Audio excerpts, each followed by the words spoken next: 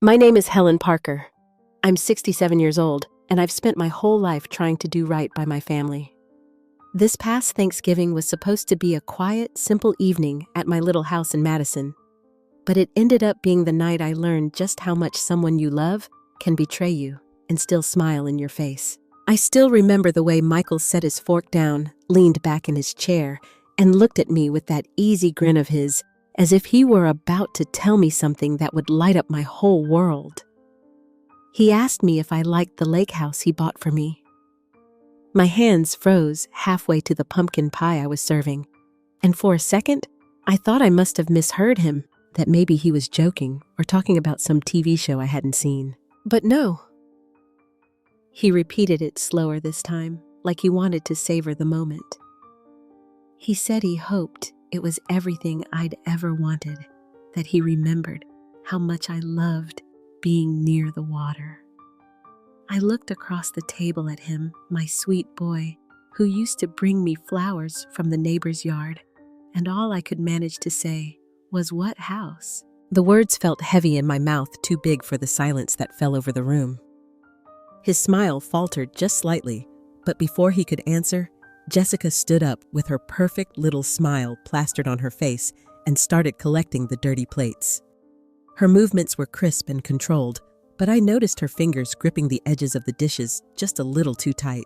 The table was still set beautifully, the turkey picked over the smell of cinnamon and roasted vegetables hanging in the air like everything was normal. I'd spent all morning cooking his favorite sides, even though it meant I'd be skipping meals later in the week to make up for the grocery bill. But in that moment, it all felt ridiculous. I sat there staring at my son, who looked more confused than I'd ever seen him, and then I glanced at Jessica, who kept her eyes down and her lips tight, and something deep in my chest went cold. She avoided my gaze like she was too busy rinsing the plates to notice, but I could see her jaw clenching every time he said my name. The clatter of dishes in the kitchen sink sounded louder than the quiet in the dining room. Michael kept asking me what I meant, insisting the lake house had been in my name for years, and I just kept shaking my head because I had no idea what he was talking about. I couldn't help but watch her as she wiped her hands on a linen napkin and reached for her phone, walking into the kitchen as though nothing unusual had happened. But I saw it then. I saw the way her shoulders stiffened and how she refused to look back. My son kept talking, asking if maybe I'd forgotten, or if there'd been some mix-up, and she just kept standing there, pretending to scroll through something on her screen, as if she couldn't hear us. For the first time all evening, I looked at her differently. I'd always thought she was distant, maybe even a little cold, but now I saw her for what she really was. The tight smile, the sharp edges behind her polished words, the way she'd been so quick to step in to speak for Michael, to shield him from what I really needed all these years. And now, here we were. Thanksgiving night, the turkey half-eaten, my son looking at me like I'd lost my mind, and me sitting there realizing that maybe I wasn't the one who had. My hands were shaking as I reached for my water glass, trying to steady myself, because the last thing I wanted to do was cry at that table in front of her. But even as I swallowed hard and forced a smile for Michael's sake, I knew in my bones that something was terribly wrong, and she was at the center of it. The house was quiet, except for the sound of Jessica's heels on the kitchen floor, and my own heartbeat pounding in my ears. That was the moment everything started to unravel. I couldn't have guessed then how deep the lies went, but I felt it all the same, like a knot tightening in my stomach, pulling at every ounce of trust I had left.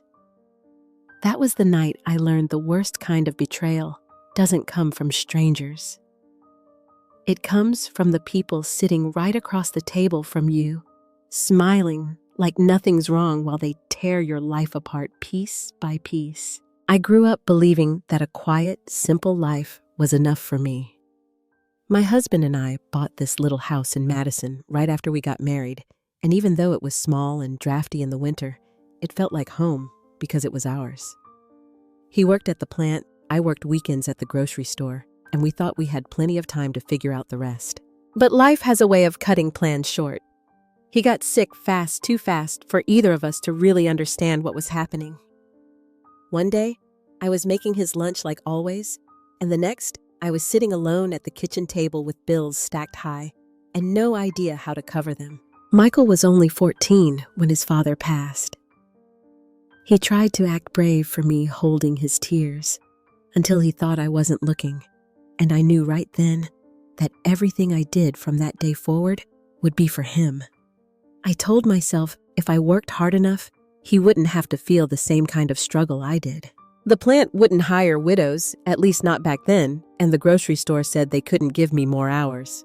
So I started cleaning offices at night. Janitorial work wasn't glamorous, but it paid more than the cash register, and it meant I could keep food in the fridge and the heat on when the temperature dropped below zero. I'd come home just before dawn, my back aching, my hands raw from bleach, but I'd still get up in time to pack Michael's lunch and see him off to school. I never wanted him to feel like his mother was too tired to care about him. On his birthday every year, I'd save up for months just to buy him something nice so he could feel like the other kids. There were nights when I'd stand at the kitchen sink staring out at the dark yard and tell myself that all this was temporary. That someday Michael would make something of himself and I wouldn't have to work so hard. He was always so smart, even as a boy, and he'd look at me with those serious brown eyes and promise he'd take care of me someday. When he got his scholarship to the university, I cried in the principal's office. I'd worn the same coat for 5 winters just to save enough for his application fees and bus fare, and seeing him hold that acceptance letter made every sacrifice feel worth it. I kept telling myself this was what love looked like. You gave until you had nothing left, and it was okay because someone you loved would carry you when it was your turn to fall. I stayed at the cleaning job long after most women my age had retired. There just wasn't another choice. My knees ached more every year, and some nights I'd sit in the car outside work just to catch my breath before I had to stand for another shift. I'd ration my medication so I could afford groceries and keep the lights on. But it was all right because Michael was building a better life. Every time he called, even if it was just for a few rushed minutes, he'd tell me about his new clients and his growing business. I'd close my eyes and imagine him in one of those tall glass buildings downtown, shaking hands, making deals, living the life I'd dreamed for him. I believed every word when he said he'd make sure I never had to worry again. That hope kept me going through the loneliest nights. I held on to it every time I came home to an empty house or scraped together enough pennies to cover the heating bill. I told myself it would all turn around when Michael had the chance to take care of me the way I'd taken care of him. Looking back now, I realize how much faith I put in that boy of mine. Maybe too much. But when you've spent your whole life giving, it's hard to imagine that the people you give to could ever let you down. I should have seen it sooner. There were little things, quiet signs that something was off, but I kept telling myself it was just in my head. Sitting at that Thanksgiving table, though, I started piecing them together one by one, and the picture they painted made my stomach turn. From the moment Jessica married Michael, she carried herself like someone who was too good for anything she couldn't put a price tag on. That night, she wore a silk blouse that probably cost more than my month's rent. Her hair swept into one of those perfect styles that didn't move when she turned her head. Every time her eyes landed on me, there was this look, faint but sharp, as though she was too polite to say what she really thought about me, but couldn't hide the fact that she thought it all the same. She barely touched her plate, only nibbling at a roll while Michael and I talked. At least I tried to talk to him. He was distracted the whole time, checking his phone between bites, answering messages under the table, like he couldn't bear to be away from work even for a holiday. I kept asking him about his new office and his plans for the West Coast, hoping to pull his attention back for a few minutes. But his answers were clipped, rushed, and his eyes never really met mine. Meanwhile, Jessica sat there watching me, her fork tapping lightly against her plate in what felt like a rhythm of disapproval. She made a show of complimenting the food in that careful tone people use when they don't actually mean it. I noticed how her smile stiffened every time Michael reached over to refill my glass or say something kind to me. When she finally stood up to clear the dishes, it was almost a relief. But as she leaned over to collect the plates, her nails scraping across the china, she whispered something under her breath. I didn't quite catch it, but it sounded like unnecessary. The word hit me like a shiver, though I forced myself to keep smiling for Michael. I'd felt this before in smaller ways. Over the past 2 years, it had become harder and harder to get through to Michael. Every time I called his number, it seemed like Jessica was the one who answered. She'd say he was in a meeting, or he'd just stepped out, her voice clipped and brisk, like I was wasting her time by calling. Once I called to tell him about the leak in the roof. She picked up, and when I asked for Michael, she let out this little sigh and told me it wasn't something he needed to worry about. Said maybe I should call a handyman myself next time, as though I didn't already know that. Another time I called just to wish him luck before a big presentation he'd mentioned. But she told me he was resting and shouldn't be disturbed. The way she said it made me feel foolish, like I should have known better than to bother him with something so small. At first, I tried to convince myself she was just protective of him, that she was helping him focus while he built his business. But after a while, it became clear she was building a wall between us, brick by brick, until I hardly recognized the boy who used to call me every Sunday just to hear my voice. It hurt more than I wanted to admit. There were nights when I'd sit at the kitchen table with the phone in my hand, my finger hovering over his name in my contacts, wondering if she'd even let him know I called. Sometimes I'd leave a message and never hear back. And other times he'd call a week later apologizing, but his tone felt distracted, like his mind was somewhere else.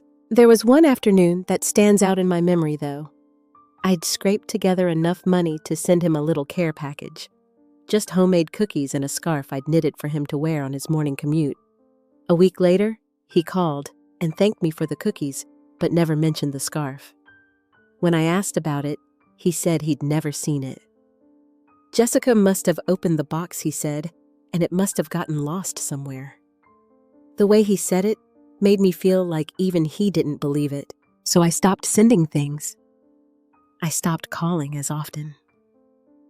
I told myself he was busy, that this was what success looked like, but in my heart, I knew it wasn't just busyness keeping him away. It was her. The way she looked at me that night at the table, with just enough disdain to make me feel small, confirmed everything I'd been trying not to believe. And yet, I stayed quiet.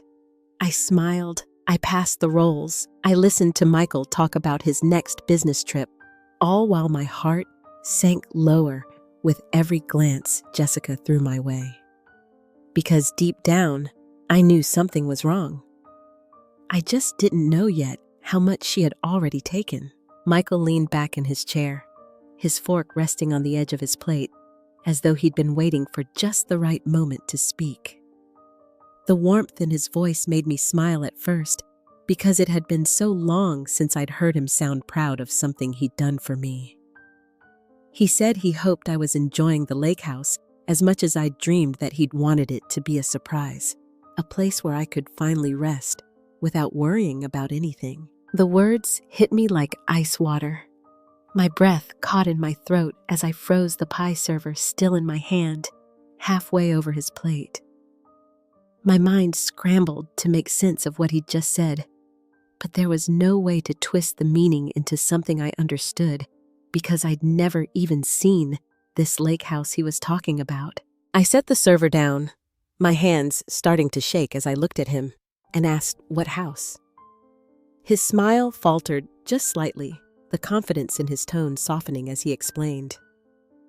He reminded me it was the house on Lake Mendota, the one he'd bought for me 2 years ago, saying I'd always loved being near the water. I stared at him, my chest tightening, as my mind raced through every memory of the last 2 years. Every cold winter night spent in my drafty little house. every dollar stretched until it tore, just to make it to the next paycheck. My voice came out quiet but sharp as I told him, "No, I never received a house." His brow furrowed, and he turned his head slightly as though he thought I was joking, or maybe that I'd forgotten. Across the table, Jessica stiffened her hand, resting on her glass, but her knuckles turning white around the stem.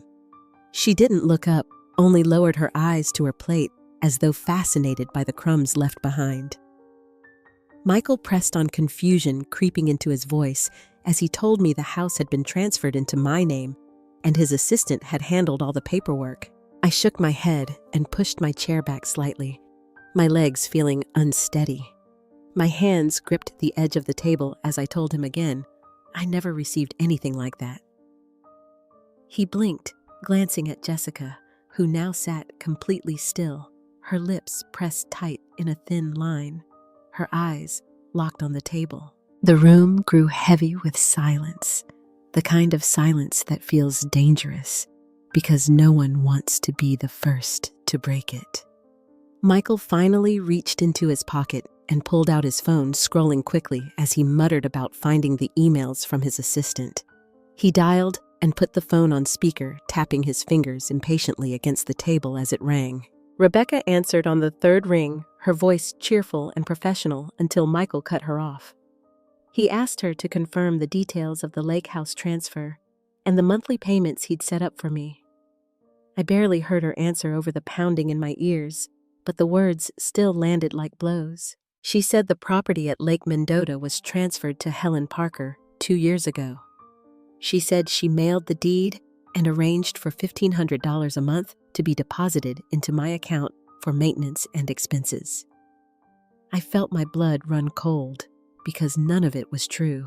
$1,500 a month for 2 years. That was more money than I'd ever seen in my life. Money that could have changed everything for me. I swallowed hard, forcing myself to speak as I told him I'd never received any payments. My voice cracked as I added that I'd been skipping my blood pressure medication to afford groceries that last winter. I'd kept the thermostat at 60 because I couldn't afford the electric bill. Michael's eyes widened, his face pale as his phone slipped slightly in his hand. His jaw tightened as he asked Rebecca to read the account number she'd been sending the money to. She rattled it off, and I shook my head, telling him that wasn't mine, that my account ended in different numbers. That was when Jessica finally moved. She stood quickly, her chair scraping against the floor, muttering something about needing to make a phone call as she grabbed her phone and headed toward the kitchen. Her shoulders were rigid, her steps just a little too quick, like she was trying to outrun the weight of the silence she left behind. Michael's gaze followed her suspicion, now sharp in his eyes, as he stood slowly, his voice low but cold, when he called her name. She froze in the doorway, her back to us, before finally turning around. Her hands trembled slightly as she gripped her phone, and the practiced smile she wore so well faltered. He asked her if she knew anything about the paperwork. He reminded her that she'd helped coordinate things with his assistant around that time. She opened her mouth to answer, but no words came out. The color drained from her face as her eyes darted between us, her breathing shallow and uneven. And just like that, I knew. I knew the same way you know when a storm is coming, even before you see the clouds.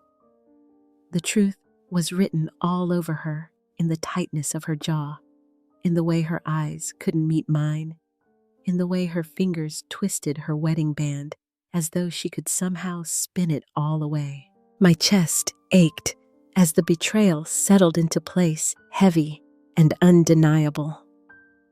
I wanted to scream, to demand answers, but all I could do was stare at her and whisper the only question that mattered. Where is my house? Her lips parted as though to answer, but nothing came out. And in that moment, with Michael standing beside me, his eyes dark with confusion and growing anger, I felt the last of my trust in her crack and break. Whatever she had done, I was going to find out, and she was going to answer for it. That night, after Michael and Jessica left, I sat alone at the kitchen table staring at the candle still flickering in its holder. My hands rested flat on the wood, and though my chest still ached from what I'd heard, my mind was surprisingly clear. I knew right then that I wasn't going to let this go. I had spent too many years swallowing my pride, telling myself things would get better if I just kept quiet and endured. But now I understood that silence hadn't saved me. It had only made it easier for her to steal what little I had left. I decided in that moment that I would not let her walk away with my name, my money, or my dignity. The next morning, Michael called, his voice tight and apologetic, saying he would handle everything. I stopped him mid-sentence and told him no. I wanted to see every document. I wanted to read every word. If I had been invisible while she robbed me, I wasn't going to be invisible anymore. So he came to the house that afternoon carrying his laptop and a stack of folders so thick his arms strained under the weight. We cleared the table and spread everything out in front of me, a mess of printed emails, bank statements, and copies of deeds with my name scrawled across them. At first, I just sat there staring at my forged signature, noting the little mistakes she'd made in pretending to be me. Michael pulled up his email chain with his assistant and showed me how the monthly deposits had all been sent to a bank account under the name Helen Parker. The account number didn't match mine. My stomach sank when I realized just how deliberate this had been. Someone had opened an entirely separate account using my personal information. We called the bank and made an appointment to see a representative. Michael tried to tell me he could go alone, but I insisted. The next day, I walked into the branch with my ID and Social Security card in hand, my heart pounding in my chest. When the teller pulled up the account, her expression changed. She said it had been opened almost exactly 2 years ago, just weeks before the first payment from Michael went out. I asked her to show me the signature card they kept on file. The moment she placed it in front of me, I knew it wasn't mine. It was close enough to fool someone who didn't know me, but to my own eyes, it was nothing but a crude imitation. The M was wrong. The P in Parker was too sharp. I pointed it out to Michael, and his face darkened. The teller confirmed that all the payments from his company had gone into this fake account. The address on the account was an apartment across town, one I'd never even seen. Michael was quiet as he wrote everything down, but his jaw was tight and his knuckles white where he gripped his pen. I stayed calm even as the full weight of it settled on me. Jessica hadn't just stolen money. She had stolen my identity. She had taken my name, twisted it into something she could use, and then sent the money meant to keep me alive straight into her own pockets. As we left the bank, I turned to Michael and told him I wanted every detail, every dollar, every piece of paper. If she had been bold enough to do this, I needed to know how deep it went. He nodded, still too stunned to speak. That night back at my kitchen table, I looked over everything again. It was all there in black and white. The fake account, the forged signature, the address I'd never lived at. And though my hands trembled as I held the papers, my resolve was stronger than ever. She thought she could take everything from me while I stayed quiet. But she was wrong. I would not be quiet anymore. I would fight for what was mine, and I would make her face what she had done. This time, I would make sure she couldn't pretend she didn't hear me. Michael and I drove out to the lake house on a cold December afternoon.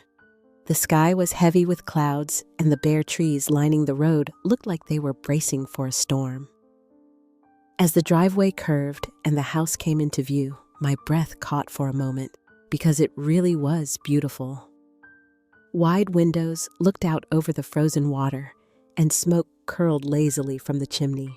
But knowing how it had been paid for made every perfect detail feel like a slap to the face. Michael parked and turned to me, his jaw set tight. He asked me one more time if I was sure I wanted to go through with this. I told him there was no turning back. My name was on that deed, and I wasn't going to let her keep pretending it belonged to her. We walked up the front steps together, and before we even reached the door, it opened. Jessica's father stood there, his face pale when he saw us, his eyes darting nervously past me to Michael. Behind him, I caught sight of her mother, standing in the living room, wringing her hands, like she already knew what was coming. Jessica appeared a second later, her usual calm, completely gone. She froze when she saw me, her eyes wide, her lips parted as though she'd been caught in a lie she hadn't finished telling. I didn't say anything at first. I just stepped past her father and into the house, letting the warmth and smell of wood smoke surround me for the first time. It was supposed to smell like home. Jessica finally found her voice calling after me in a strained tone, saying she could explain that it wasn't what I thought. I turned slowly to face her, meeting her panicked gaze with one of my own that didn't flinch. I told her it was exactly what I thought. Every dollar, every signature, every lie. Her parents began stammering apologies, saying they didn't know that they thought Michael had been the one who gave them the house, that they never wanted trouble. I looked at them and said quietly that this was not theirs to explain. This was between me and her. Jessica's hands trembled as she tried to step closer, but Michael raised his hand and told her not to touch me. She started to cry, then big, desperate tears that streaked down her cheeks, but they didn't move me. She'd had 2 years to cry, 2 years to confess, 2 years to make it right before it came to this. Michael pulled a folded document from his coat and handed it to her. It was a formal notice to vacate, signed and notarized, giving her family 30 days to leave. She looked down at it like she couldn't quite believe it was real. But when her father took it from her hands, his shoulders slumped in defeat. I told her she had stolen my name, my money, and my son's trust. That she had stood at my table and smiled at me while she robbed me blind. Her tears didn't stop, but she couldn't deny it anymore. Not with the evidence sitting in boxes in my kitchen. We didn't stay long after that. There was nothing left to say. As we left, I turned back one last time and took in the sight of the house, knowing soon it would truly be mine. For the first time, I didn't feel sadness when I looked at it. I felt power. The next week, Michael's lawyer filed charges: fraud, identity theft, wire fraud, tax evasion. Jessica was served at her parents' house, and when she was led out in handcuffs by the sheriff, the whole neighborhood watched. Michael stayed silent next to me in the courtroom as she stood before the judge. Her designer clothes replaced by a plain suit, her hair pulled back like she thought she could still save face. But there was no saving what she'd done. The judge read the list of charges one by one, and with each word, her shoulders dropped a little more. She pled guilty on all counts, her lawyer bargaining for leniency. But even so, she was sentenced to 18 months in state prison and ordered to pay full restitution. When the gavel finally came down, I exhaled for what felt like the first time in years. Justice had been served. She didn't look at me when they led her away. She kept her head down, her hands cuffed in front of her as the bailiff guided her toward the holding cell. As we walked out of the courthouse, Michael reached for my hand. He didn't say much, just squeezed my fingers like he wanted me to know he was proud of me for standing my ground. I held my head high as we stepped into the cold air, feeling lighter than I had in months. She thought she could take everything from me and leave me too weak to fight back. But she underestimated what I still had left. I walked out of that courthouse knowing one thing for certain. That house was mine now. My name was clean, and her lies had finally caught up with her. The day I moved into the lake house was quiet and bright, with just a hint of warmth in the air, even though it was early spring. The water shimmered under the morning sun, and for the first time in years, I felt like I could finally take a deep breath without worrying about what came next. The house didn't feel quite like mine yet. But as I carried the first box through the door, I told myself it would in time. Michael hired a moving company to bring over what little furniture I chose to keep from the old house. Most of my things looked small here, almost out of place against the big windows and polished floors, but I didn't mind. I wanted to make this space my own, one little touch at a time. I started with the kitchen, lining the shelves with my chipped mugs and hanging the apron I'd worn for years on the hook by the door. I brought in my favorite quilt and draped it across the arm of the sofa, adding just a bit of color to the living room.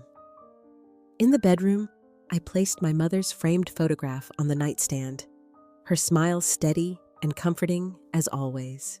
At night, I would stand by the window and watch the moonlight ripple across the lake. The water was calm and still, and there was something about it that quieted my heart. This was the kind of peace I had been chasing my whole life without even realizing it. Michael stopped by often during those first few weeks. Sometimes he came with groceries or flowers. Sometimes just with himself, saying he wanted to make sure I was settling in all right. At first, it felt strange having him there so much after so many years of distance, but slowly it became something I looked forward to. We started having breakfast together on Saturdays. He'd bring fresh bagels from the bakery and sit at the table while I poured coffee. We talked about little things at first, about the weather and the neighbors, but after a while, he began opening up more. He admitted how guilty he felt for not seeing what Jessica was doing and for letting her drive such a wedge between us. I told him that guilt was heavy and useless, and that it wasn't his to carry alone. What mattered now was that he was here, that he was trying, that we still had time to make things right. He smiled when I said that, and it reminded me so much of the boy he used to be, the one who would run home from school just to tell me about his day. The more we talked, the more I realized how much we had both missed out on. All the birthdays and holidays that felt like obligations instead of moments of joy. All the phone calls that ended too soon. It was painful to think about, but it also gave me hope because now we were making new memories to fill in the gaps. He started calling me just to check in, even when he was busy. Sometimes he'd stop by unannounced after work with takeout, saying he didn't feel like eating alone. He even fixed up the garden in the back, planting flowers along the fence and clearing a little spot for me to grow herbs. There was a sweetness in his care that I hadn't felt in years. It wasn't just about the money or the house. It was about finally being seen, finally being heard, finally feeling like someone cared enough to show up without being asked. One evening, we sat out on the porch as the sun set the lake glowing orange and pink. Michael turned to me and said he wanted me to know I was never going to feel invisible again. I didn't say anything at first because my throat tightened and my eyes stung. But I reached over and took his hand, giving it a squeeze, and that was enough. The house still feels big some days, and there are moments when the quiet feels heavy instead of peaceful. But then I'll catch the scent of the lilacs blooming by the driveway, or hear Michael laughing as he carries another flat of flowers into the yard, and I remember just how far I've come. I reclaimed more than just this house. I reclaimed my life, my pride, my place in this family. And every morning when I wake to the soft sound of water outside my window, I remind myself that I earned this. All of it. Looking back now, I see how easy it is to believe that love alone is enough to keep a family whole. For so many years, I thought my silence was strength, that if I just kept giving and forgiving, the people I loved would do right by me. But the truth is, blind trust can leave you more broken than you ever imagined. I learned that it's not enough to hope someone will treat you with care. You have to demand the respect you deserve and fight for it when it's stolen. Standing up for myself was the hardest thing I've ever done, but it was also the moment I finally began to feel like myself again. I also learned that people who smile at you and call you family can still carry the darkest intentions. Some will see your kindness as weakness and take everything they can before you even realize it's gone. And yet, even knowing that I still believe love matters most when it shows up through action, not just words. Michael showed me that. He made mistakes, yes, but when the truth came out, he stood by me. He worked to make things right, not just with his money, but with his time and his presence. That's what love really looks like. If I can leave you with anything, it's this. Do not let anyone make you feel invisible. Do not let their lies define your worth. And when the people who hurt you finally fall silent, let that be the moment you find your voice. Now I sit in this house that is truly mine, watching the sun set over the lake. And I know I made the right choice to fight back. Not just for the house, not just for the money, but for myself. So tell me, if you were in my place, would you have done the same?